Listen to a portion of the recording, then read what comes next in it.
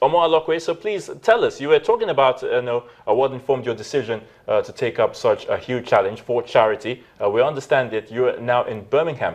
So what's the story? What's the story? How's it been like so far for you? Hi, the thing is, I can't hear you very well. It's such a bad line. I'm just hearing bits and pieces. Can you hear me? Very well, loud and clear. Please go ahead. All right, okay.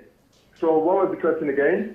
Okay, so please just tell us about, what motivated you, as it were, to come up with such a decision to take up a huge challenge, for charity, this 40,000 mile, from Land's End all the way to Lagos on a motorbike.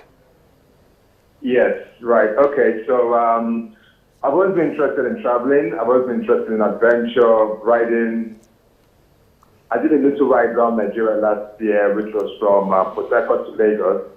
But I did it a long way around. So we went from Port Harcourt to Aba, Enugu, Otrugbo, Akwanga, Abuja, Lokoja, Ilorin, Oyo, Lagos.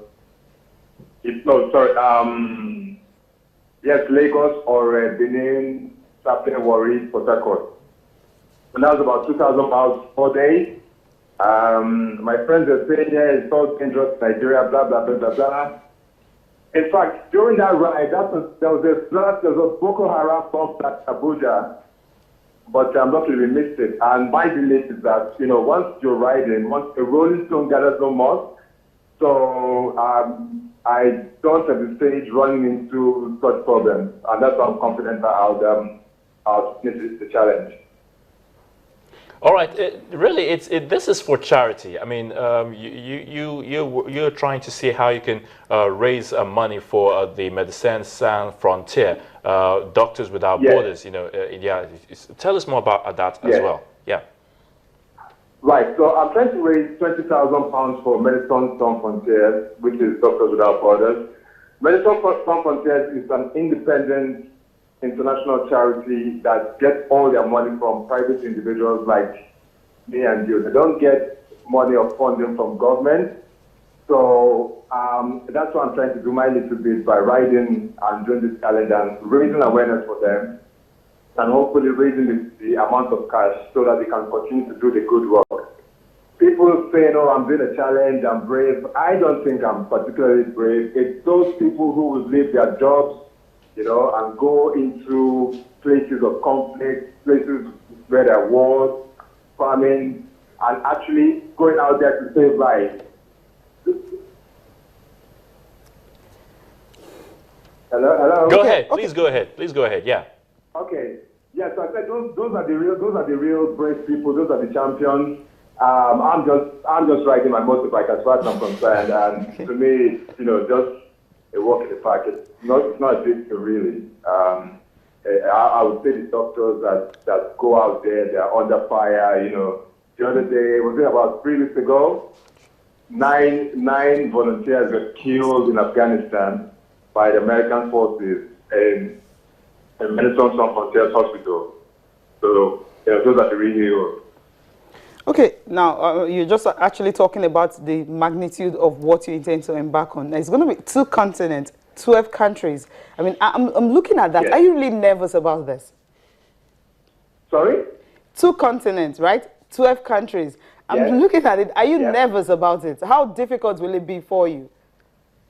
It's not, I know, it's pretty easy, really, the way I see it, because I'm just going from town to town, place to place, village to village. So it's one step at a time. Maybe if you look at it in the whole big picture, you might get a bit scared, but I tend to break things down.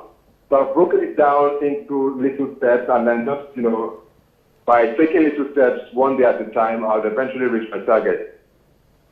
Okay, still on the journey, I want to know, did you go into like a special training camp for this particular task you're about to embark on? Because your endurance will be really tested, but physically and mentally you will be tested as well. Hello, sorry, the line is really, really terrible. Could you speak up a bit? Okay, I said, what I want to know is, did you go into a special training camp for this particular task? because your mentally and physically, you will be tested in this particular journey. Okay, I'm actually riding a motorcycle, not a bicycle. Okay. So I don't, there's no special training as such. All you need to do is just ride as much as possible, which I've been doing. In, I think July, I did a 540-mile ride in 20 hours. So I was riding overnight, and I tend to ride an average of about 300 miles a week. So that has prepared me for this. Yes, it's a bit physical riding a motorcycle, but nowhere near as physical riding a bicycle. Okay. If I was riding a bicycle, yes, I would say I'd need special training. But for this, no, not really. I just ride my motorbike every day. Okay, and it says, according to the brief that we have here, it says it's a solo bike effort. Like, are you not going to have a team with you? No team at all with you, just you on your bike? Yeah, just me on my bike. Just like me riding my bike from Lagos to Warri. I don't need a crew to follow me, do I? Okay, so what if in the event of when you need medical assistance? What's going to happen in that situation? Medical assistance, I will only need medical assistance if I fall ill or if I have an accident. That can happen. And when those things... Sorry? That's going to happen in this kind of journey. Yeah, yes. And if it does happen, I have a first aid kit. Wow. And if it does happen, touch wood, it won't happen.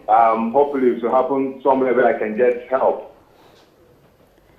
Okay, this is very remarkable coming from you. But really, I'm still trying to sink it all in, and from what you just told us, because I know that by the time you get to Lagos, Nigeria, you'll also be embarking on another one again, which of course involves so out of the two, I mean, from Land's End to Lagos, then within Nigeria, which one should be perhaps more exciting for you? The bigger one is the Nigerian ride, actually, because that is, I'm trying to break the world record for the longest motorcycle journey within a single country, which is currently just over 38,000 kilometers, broken by a guy in India. But I want to try and bring it to Africa and bring it to Nigeria. So I've been looking to do about 40,000 kilometers within Nigeria, and that's going to be very, very interesting. In how many days? In how many days? Do you set a target? I'm looking to do it in about three months. 3 months? Yes. It could be shorter, it could be longer. Most likely longer, though. Wow. Interesting. Wow. Interesting one. Really. Anyway, and I know you've been getting some form of commendation, from people resident in the UK, of course, Nigerians as well. But really, bringing it down home to Nigeria, I mean, I'm sure by the time this is all over, you should be meeting with the authorities, or perhaps the government representatives, and all of that. What message really are you going to be passing out, to them? I'm not really focusing on the government, really. I'm going to be focusing on just private individuals. Yes, of course, and private individuals, yeah. Yes, support us, support MSF,